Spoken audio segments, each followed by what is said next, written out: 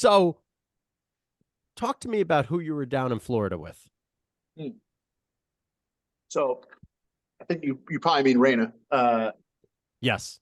So I moved once COVID was good, like once we were pretty certain the gym was gonna be all right and like everything was good to go. I moved down to Florida. I had gone to visit Raina. He's the head coach at Tumbleweed Track Club in Jacksonville, and they're at UNF. And I'd gone down with my business partner Albert, who ran for him at University of Florida, to meet him, and he had this like just unbelievable roster of the who's who of the collegiate or world level track. So it was like, I got an intro to him. We actually came down there with a piece of equipment that we had done like a beta test for and were investing in. And he's a really good guy and was really receptive to us and let us watch and really take part in his training session. And I was like, this is the coolest thing I've ever seen. And also the first time that I ever seen anybody that fast in my life, really. So I was like, this is the coolest shit. Like, how can I get involved? And so when it became like, okay, I'm going to move down here, I had already been talking to him and I asked Al, like, do you think that I could ask him if I can go up and help?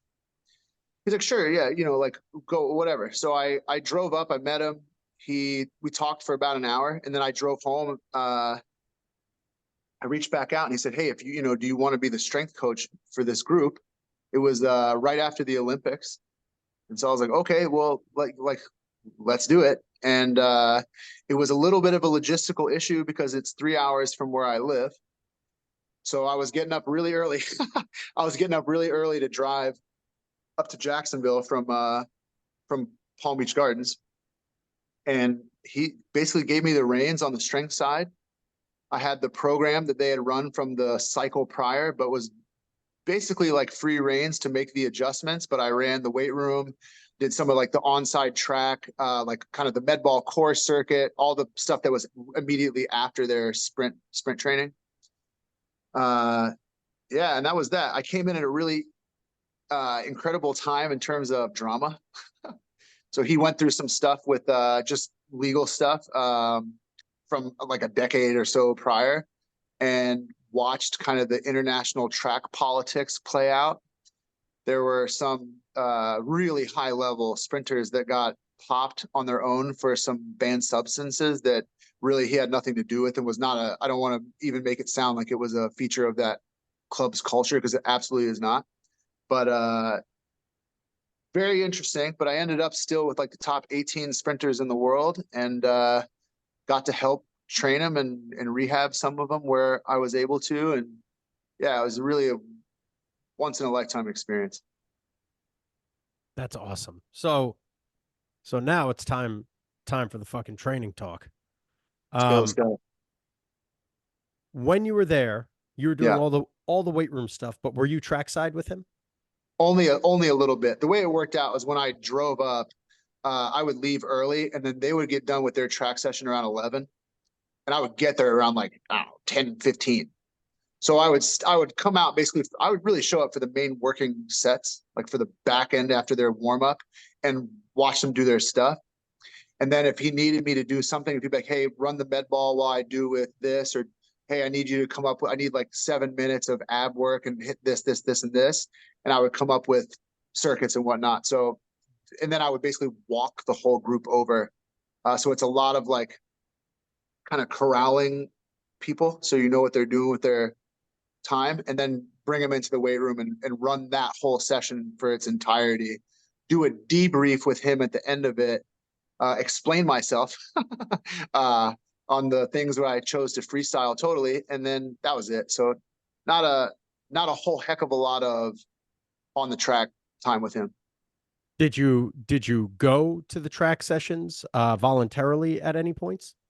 Yeah, when I could. I mean, that was the big thing was the distance. So it was like unless I left at like 6 o'clock in the morning, I was never going to get there on time to see the whole thing. But if they had like a single session or a solo session, I'd see basically all of it. So I stood right next to the guy basically for every bit of it. And anytime like he wasn't doing something, I would, pick his brain. So what does the typical track day look like? So for these guys, you said what were they, 18 top level sprinters? Yeah, so it's a pretty varied group, but mostly short sprinters. There are some like 400-meter hurdle athletes, but there's really only one. So it's just like everything you think. They do a really long warm up. So I think that's kind of the interesting feature that I saw was like a really long warm up. So it might be like a body weight circuit with some low level jumping, uh, stuff like that. A lot of long kind of stride outs, blended drills with accelerations, and then the main piece. So there's a lot of technical reinforcement, and there's a really big emphasis on fitness. You know, his big thing is like you have to be very robustly developed to perform at a high level repeatedly at some of these world level events, and that only comes with super high fitness. And so what I think the main thing why people are so successful down there is in college track and field, there's a lot of downtime and they're not necessarily in great shape, and they don't push them that hard. So that was kind of that's what I tell you. I mean, it was a very concentrated work period where whatever they're working on that day, that's what they're working on for that day. But it comes after a long warm up. And from what Reina says, that is he takes a lot of that from the Jamaicans. They do a lot of longer running, a lot of longer stride outs, and really get open and hot and really clicking before they ever ask anyone to sprint. And you can't, to be honest, if you don't really know what you're looking at, you're not going to know when the warm up stops and when the main stuff begins, unless it's resisted, and then it's pretty clear. Yeah. Yeah. So yeah, and I'm the same way. My warm up with my high level guys will be over an hour long. Yeah. Over an hour long. Like I was telling you when I had Hogan, when I was working with him, or even Caleb, like we'd start off and I'd have to get him on the table. Hogan, I'd have to get on the table before we did anything. Yeah. Go on the table for 10 minutes and go through a stretch circuit of whatever the hell's tight, of like just a general thing. Yeah. Right? Like we just, what areas are tight? Let me stretch out the areas that influence this area. And then we do our warm up. You get warm. And then it's like, all right, now what's tight? And then we really get after it on the table. And people are like, oh, you can't do hard stretching before you do, maximum contractile stuff, blah, blah, blah, blah, blah, because it hinders it. Bullshit. Yeah. Bullshit. Yeah. Yeah. Like, totally. I know what the research says. Guess what? I work with the elite motherfuckers. We have to do it. Yeah.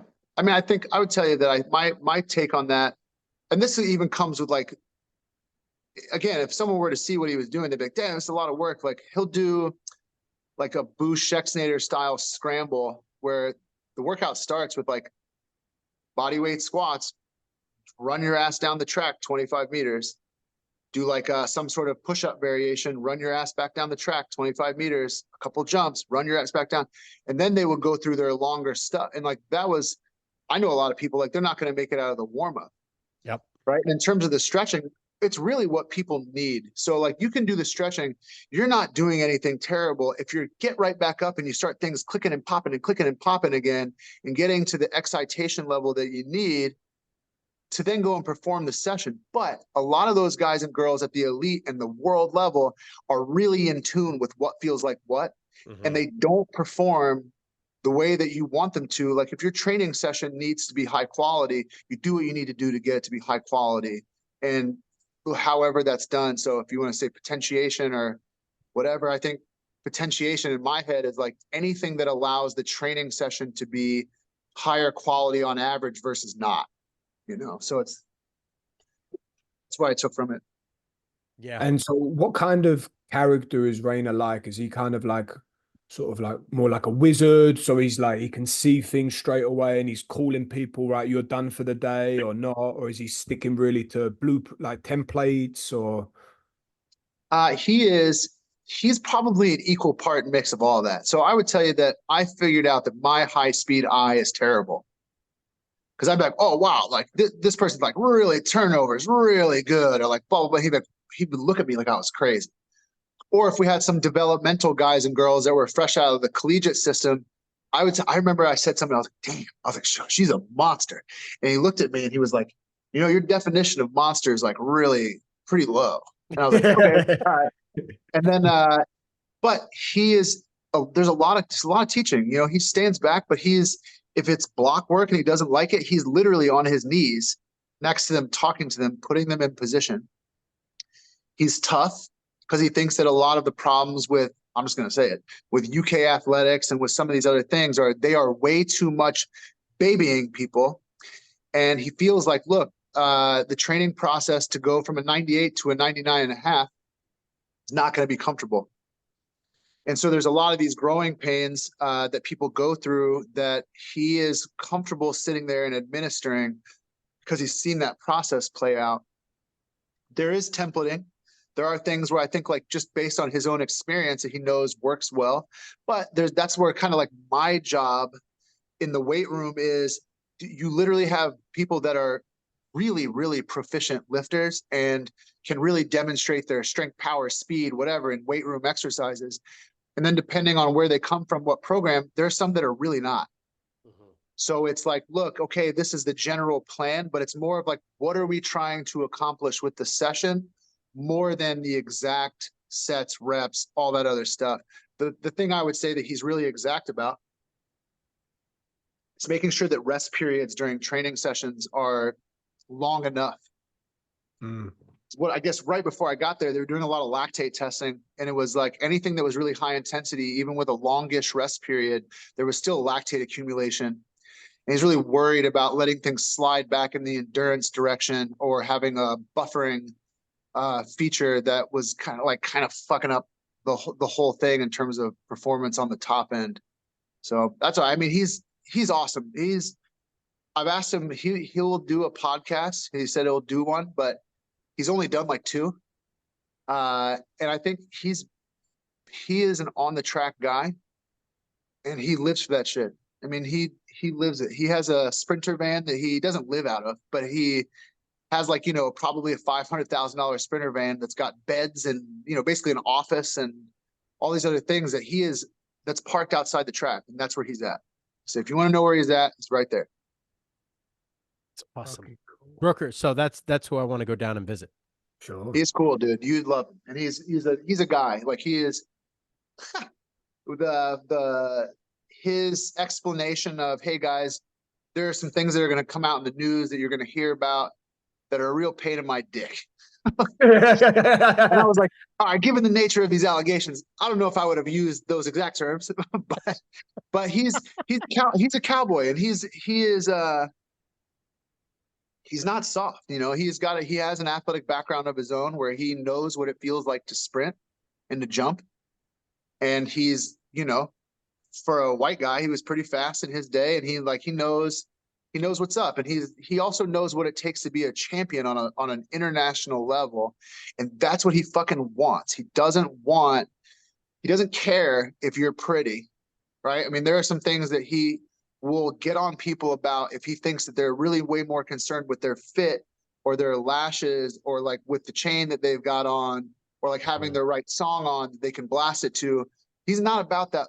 Like, he's not about that. And the classic example I would say is Andre DeGrasse's demeanor in training and his response to anything that you try to make easier is like, that's not the characteristic of a professional athlete.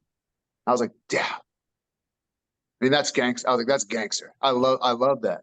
Everyone else would be like, hey, take a break. Like, you know what? Let's call it. We got a little like decrease in our power output and not having it. I was like, that's why you are the way you are. That's awesome. So talk to me about acceleration. That's all I give a fuck about right now. I want to learn everything I possibly can. I had Rolf on a couple of weeks ago and I asked him the same damn question. So talk to me about what you guys do when you're worried about that one guy's start. Like, because you got guys that maybe they have the endurance side down, maybe they have the top speed down, but their acceleration is dog shit. What are you doing? I mean, I listened to those podcasts with Rolf and I was like, these are really insightful. And I liked what you said in terms of the biggest thing is you need to have constant acceleration step to step to step. And so that's the biggest thing, whether it's how you express it to them or you really, however you convey the message is each step needs to go like bang, bang, bang, bang, bang, bang, bang, bang, bang. It needs to build, build, build, build, build, build, build. And they need to build. And I think that's with acceleration, and this is going to sound really short, but especially out to like sometimes 20 meters, people forget that it's not just about the start and that the acceleration has to be constant. So I think the idea of each step building and being faster than the next and faster than the next is the main idea that you've got to get in people's head. So for me, like if it's, you know, I'll go like all three stages. If it's like a youth athlete or a younger person that doesn't have a lot of horsepower, for me, I do a lot of walk-in acceleration so that they don't have to have a hard start or come out of a static position, because they can't do it, and they honestly can't feel it well. So, right? so rather than expose them to that, you just say, fuck it. Nah, not fuck it, but it's like, how can I get them to accelerate well, right? I don't want it to be a sluggish 3, 4, 5 steps before they get going. And I'm not going to put them in a position where they're not going to be successful. My thought is like, hey, look, with puberty, with additional strength power out of some of these joint angles and some of these positions, which are not necessarily natural for a lot of people, that stuff comes, right? There's just a lot that you need people to feel and understand about how to make speed, right? I don't really care about step 1, especially not out of a static start for a lot of the young kids. I don't care. I care about once you start to go, that these steps build, build, build, build, build, build, build, build, build. I mean, that's my number one coaching cue is and whoever listens to this that trains with me is going to laugh, but I literally say, push, push, push, push, push, push, push in that ascending cadence all day, every day. And that is like my number one way to get people to move, is the idea of each step builds on the other. So if it's like an intermediate and they've got some power and they've got some strength, it's light resistance, like something that they can still accelerate well with. I've never had a lot of success with very heavy acceleration. So I know there's a lot of information about like 50% velocity decrement. I've never had any success taking someone that's got like a 1.610 and dropping them down to a 3.2. Yeah. Right. To me, I get nothing. So 10 to 20% body weight is generally like my go-to. And that's what I use, because in my opinion, it stays really close to what I need it to. And it does give them that like little extra time to feel the push. Right. A lot of times when I get kids that get fast, they end up not pushing as well. Once they get there, they end up just kind of like, like popping the floor and then getting back off of it. And so it's like what I tell people at that point is you need to push on the ground and not pat it. Right. That's kind of how I drive it home. And then we time everything. You know, it's like I only have the free lap right now, so I don't have a chance. You know, I can't look step to step to step. So a lot of that is my eye, and a lot of that is getting them in tune with that push, push, push, push, push, push, push, push, push. You know, that's how I do it. And then yeah, for the most part, it works. With the elite guys, and I really only have one. I wouldn't even say that he's elite right now, and I just got him, is this kid that he won nationals in the 100-meter. And he's really raw. He's in 10th grade and he runs a 10-2, and he's nasty across the board. And so I don't know exactly what to do with him, because I haven't gotten him on the track isolated outside of a group yet. So I got that to solve. But most of the kids I deal with are youth to like, you know, they can barely break 11 seconds. Before this kid came in, the fastest kid I have right now is like a 10-7, 10-8 kid. So not necessarily like elite, but close enough. What in terms of sort of jumping or bounding are you doing to help with acceleration? I do a ton of like semi straight leg bounding. So that's honestly, I find that I do a lot of straight-ish leg bound to bleeds. And then I do like with almost everybody, I couple that with their acceleration. So I do a lot of staggered stance, broad jumping, either banded, into a 3-step acceleration with a band or without. That tends to be like a really beautiful carryover to get them to push a little bit off of both feet instead of one. And then I'll have them open it up. If I want to start getting that scissor action of the legs going, I'll have them do that straightish leg bound, bleed it out. And then I'll have them do their acceleration again and say, okay, just remember that like duck, duck, duck, duck, duck of the thighs. For whatever reason, it works. So I don't deviate that much from that. I don't have, I'm not that good at teaching some of the more advanced, like bounding exercises. I have, everyone can do a basic bound, but it's not that far from what I asked for anyway with the bent leg, straight leg bound. I don't even know if that's a term, but that's what I use. I stick to what works well for me and what I'm good at teaching. Yeah. Yeah, I know. Look, I get an hour with people for the most point, or for the most part, and I have I think complex organization style where it's not necessarily contrast because it's not my main work, but in my learning sequences, I couple a lot of those like staggered broad, 3-step excel out of the bound, bent leg bound to bleed, 10-yard acceleration or 20-yard acceleration with that thought. And then I'll go into my main work, stuff like that. Like that's how I get it grooved up to either add load or start the working sets. So I'm going to unpack a ton of what you just said now. So first piece, I love the build. Like I love the idea of one step building on the other, building on the other, building on the other. And that concept is something in all my years of coaching guys, like I never really put that in guys. And that's something I'm Sorry, Mike, didn't you used to always say every step longer, every step faster? yes. Does it steal that from you? But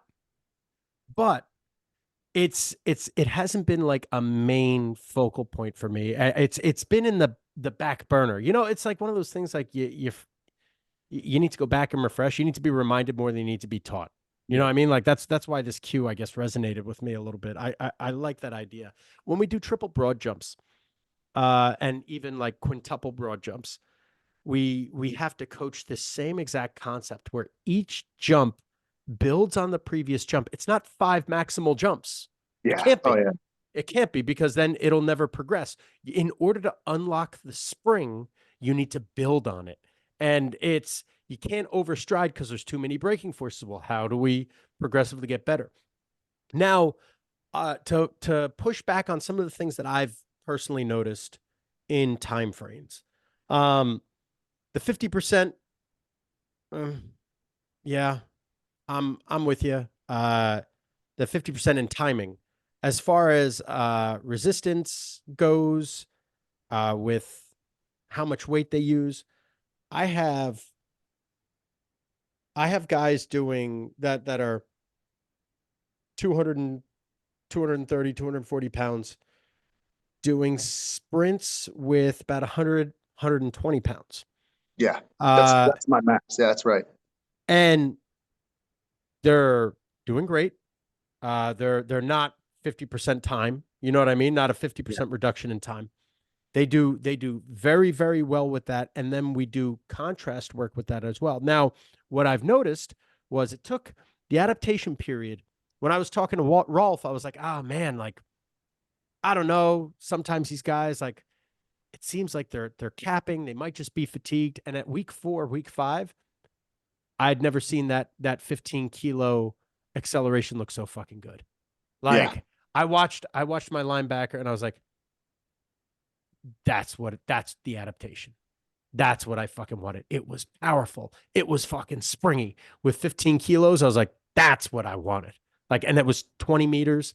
It looked sharp. He PR'd, he hit almost, I think he hit like 19 miles, almost 19 miles an hour, with 15 kilos. You know what I mean? Yeah, like, great. That's really good. Strong motherfucker.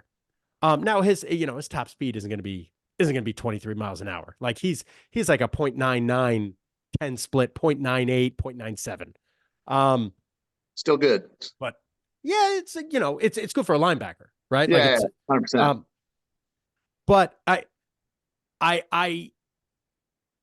the heavy sprints, I'm not with. The only people that I've noticed a good transfer with the heavy sprints are my skinny prepubescent weak kids.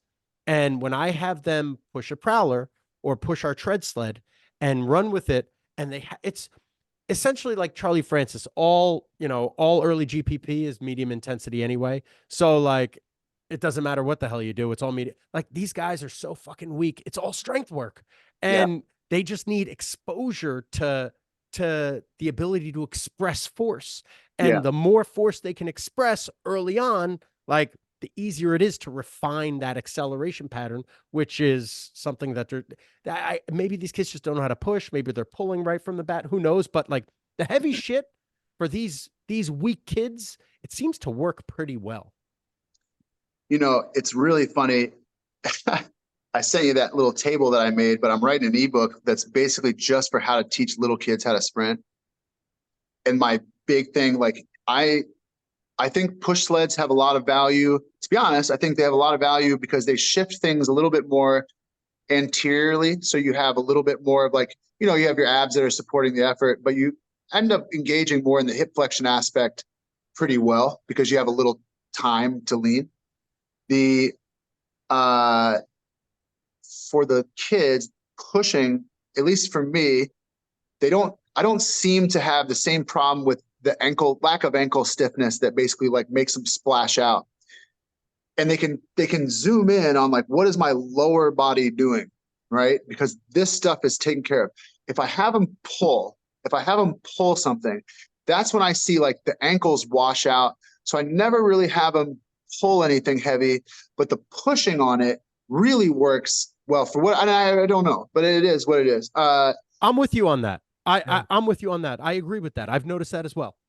Yeah, and that I think is important with when you said like, hey, 120 pounds, 120 pounds, that is literally the maximum that I've had people be able to accelerate, where you can still hear that, like, this thing's going bung, bung, bung, bung, bung. It's a little slower. We say, look, this is going to be a little bit more like starting the truck versus like flooring it, but it's more like a bung, bung, bung, bung, bung, bung, bung. And they still can build.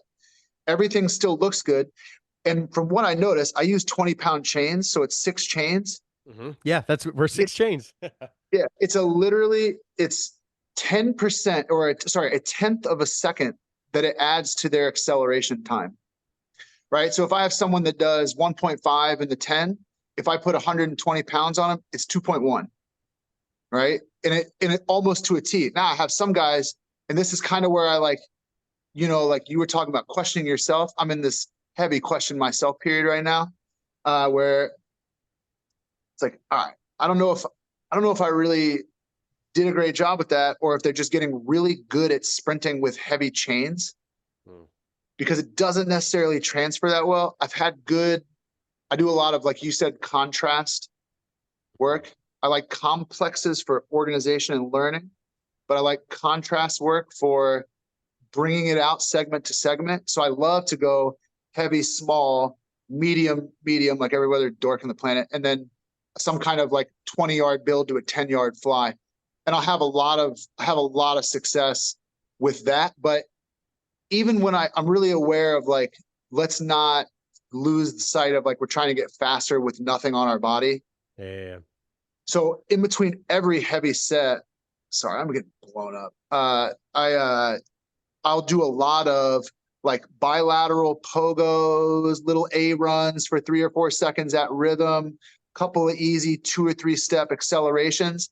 And then I'll have them run a normal 10 to 20 without it. And then I'll go put it back in and go back to heavy and do my set. And that has worked really well for me in terms of seeing it carry over outside of the contrast work that I was doing. Like just like on a different style of session. So one thing I will say, to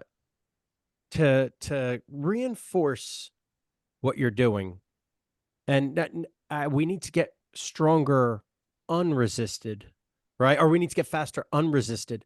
Yeah. Don't be so fast to adjust because it takes fucking time. Yeah. When I was in college, and this is a shitty example, but when I was in college, and especially since I didn't track the metric at all, they didn't have any of the bat speed metric stuff back then. But I knew I had to get my bat speed, or I wanted to get my bat speed up. I wanted to be lightning. So 30-ounce bat, but then I made sure to swing wood, which is a 33-ounce bat. And I said, you know what? I'm going to go 10% higher, and I'll get a 36-ounce bat. When I first started swinging the 36-ounce bat, it was a log. I couldn't do it. So I had to build up my resilience with the 33-ounce bat, which was no problem. I was able to do it, and I made sure I spent 4 weeks swinging the 33 until it was easy. Then I went up to 36. It was substantially easier, but it was still dog shit, and I spent 4 weeks on that.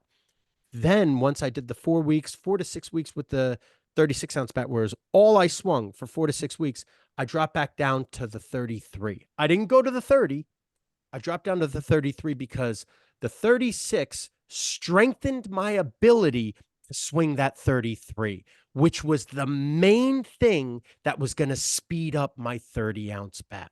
So even though you really want to sprint fast with the 8 to 15 kilo, you may have to fucking sprint with 30 kilo in order to improve that 8 to 15 kilo, right? And it's just going to take a little bit longer in order to do that because maybe some of those tissues aren't going to be used to that. And maybe you have to build up to that 60 or the 30 kilo or whatever the hell it is. You know what I mean? So and I think we forget about this type of stuff. Like the heavy shit is for the medium shit, which is for the light shit. Yeah, that's brilliant. Yeah, it's 100.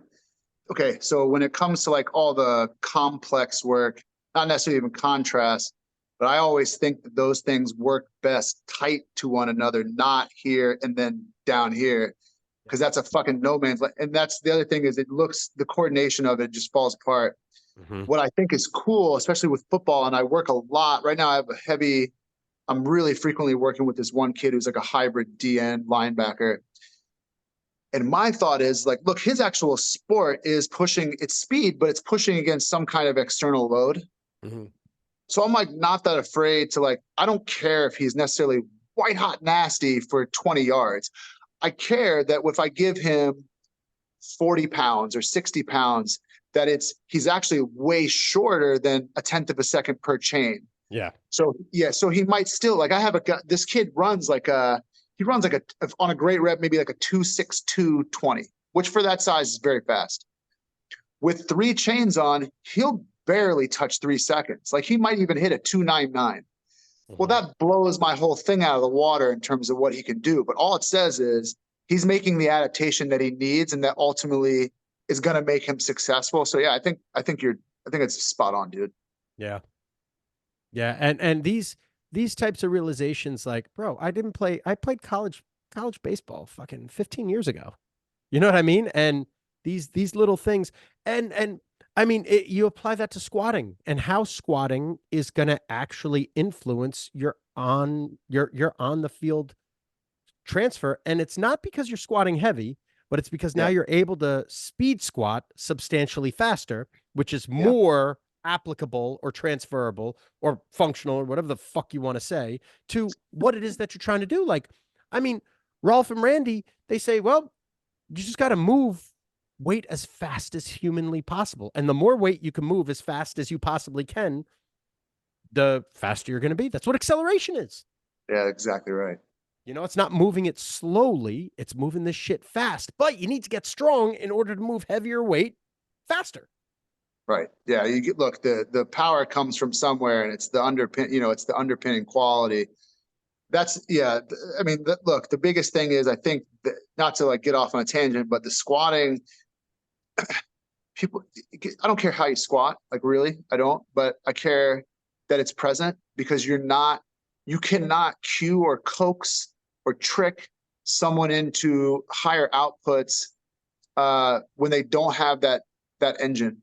Right. And I literally watched including Andre, who is probably the slightest build of the group, all squat over 200 kilos. And it's not a super deep squat, but they all squat over 200 kilos. And like Trayvon Bromell can squat 255 kilos, and he walks that fucker out. It's not like he's he's not in a monolift by any means. He's walking it out, and he's he's an incredible accelerator. If you've never seen him accelerate, that's what that's what everyone's model is trying to be. And I know where that comes from because he can fucking launch himself. He can jump on a 72-inch box. Like, there's no mystery. You watch Noah Lyles do his prep jump before he runs. You're like, wow, he's really elastic and jumps really high. Like, well, think about what he does. You think that he can't move any weight with speed? I bet he can. Mm-hmm. So in the weight room, Ryan, are you doing lots of this sort of explosive concentric work? Are you looking at the eccentric? Are you doing sort of fast eccentric work? Are you adding different bands as well? I do all of it at certain times. I'll tell you, I don't like to do artificially fast eccentric work where there's a hard drop and catch. Mm-hmm. I don't, that freaks me out a little bit in terms of just like the connective tissues. Mm-hmm. This is not for everybody, and I don't expect a lot of people do this, but when I started lifting, I went, buck wild crazy with chains and bands at the same time. So I like all that stuff. And that's stuff that I do if someone's got the skills. And that's why I think like you have to squat, because there are so many different variations that are very valuable for different times of the year. And you do need to have some novelty of stimulus. So I like all the above. I think regular squatting is great. And the reason why it's so great is like, look, if contained in one movement, you have a very hard eccentric to control, right? If you're at 85, 87, 90%, that's a hard eccentric to control. Maybe you have a 25, 30% ceiling on what you could do above that eccentrically. Mm-hmm. You have a hard isometric where you've got to stop that fucker. And then you've got to be able to come up with enough speed that you don't get stuck at your sticking point. So I think that's a really good fundamental lift. I do like pin squats, whether it's like just above parallel or high. I do like banded squatting if you can yield a little bit to the band and let it push you down and get that kind of slingshotting out. I don't understand squatting down super slow with a band on your barbell and then only exploding through the top. I think it totally nullifies the point of a banded squat. I'm confused as to why some people think that only the top portion of the squat is valuable. But if you're going to do a full depth squat, the actual important part of that range of motion is not the top. It's not yicking it up off your shoulders. It's literally the hard turnaround and being able to be nasty at the turnaround from the lowering to the raising.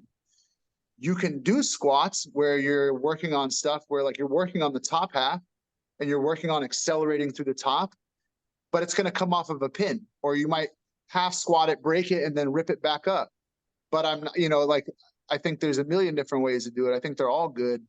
Just having a lifter that can do them well enough to justify selecting it. And that takes time. I think that's the main thing is skill. And you got to have the skill to demonstrate the power and the speed. Yeah. Yep. The competency in the movement. It's so funny. The more, I've been doing this 17 years, and you the way you think earlier versus now, and then like 17 more years, like what the fuck I'll be thinking. But we use bands to accelerate the eccentric. Yeah. But there are times where we have the bands on there not to accelerate the eccentric per se, but to expose them to the resistance of the bands for when we accelerate the eccentric. I want them to get used to the load. And when we first start doing our speed squats, we have to control the eccentric to like a down and up. Yeah. Down and up. You know what I mean? Because if we go down up, they can't put on enough mass to be able to express that type of force that's needed for the stimulus that we need. So it takes 3-6 weeks of slow down and then up. And then what's interesting is these guys can't get the meters per second with the weight unless they accelerate the eccentric. So it's like once they're ready to express it, they can't Yeah. express, you know what I mean? Like they Yeah, actually can't 100%. do what they want until they have the rebound, and then we can utilize the band. Dude, it's such a good point. It's like, look, the timing, the skill to time the turnaround the way that you want, and then to have the balance to, so this is my big gripe against, I use velocity based stuff all the time. So it's not saying I don't like it, but I think my big rub is like, okay, you're like just fucking throwing this barbell around and you letting it squash you like a bug and then pinging back out of it and looking at the time on the little meter. And it's like, dude, no one part of your body that you were looking to stimulate to get more explosive and faster generated that. It was all some weird mixture of kicking through your torso and being on your toes. Like you said, if you time that well and you've got the skills, you're literally down and up out of that squat before you even realize what the fuck happened. Yep. And you can't I mean, look, that's the reason I use them is because I'm old and I don't want to be slow, and I do feel like that actually, that eccentric and that like really fast yielding that even I think it's like, the squishing of my guts has to go through is something that you have to train and you have to get acclimated for. But when you're ready to do it, and that's an option, it's super potent, like you said, and the outputs that are on the back end, it's very hard to replicate without it. Yeah. Yep. Bro, this is awesome. We need to let's cut it here and let's get you back on this fucking podcast again and continue this conversation. Awesome. Also, where can everyone find you? Give me information. Do you want to be found? Are you like Raina? No, I hide in the garage. No, so SSL Ryan is my Instagram handle. And then I have a mentorship called theperformanceparadigm.com that I run with Jason Lee, who's my longtime, basically my best training bud. Tell us about this mastermind real quick. I'm sorry? What is it? Tell us about your mastermind program real quick. What is it? So my mentorship is really for newer coaches. And it's for like anyone who's got, less than 10 years in the industry, but it's really like, it's our version. It's everything that we would take you through if you were a coach at Strength Lab, from our assessment process to GPP, strength, power, speed, professional development. It's a really dense course. And it's, everything that I've experienced, a lot of programming examples. It's a lot of, just trying to make young coaches' path a little bit more clear. And then I'd say our whole thing is like, learn the principles and then define your beliefs. Because I think we should be operating off of the same principles for the most part, because physiology is physiology. But, everyone's got things that they really believe in their best practice. And we just help them define that, not get stuck in a rabbit hole. Super cool, mate. Love it. What Thank a you, legend, brother. Thank you, mate. Hey, thank you guys. This is an absolute pleasure.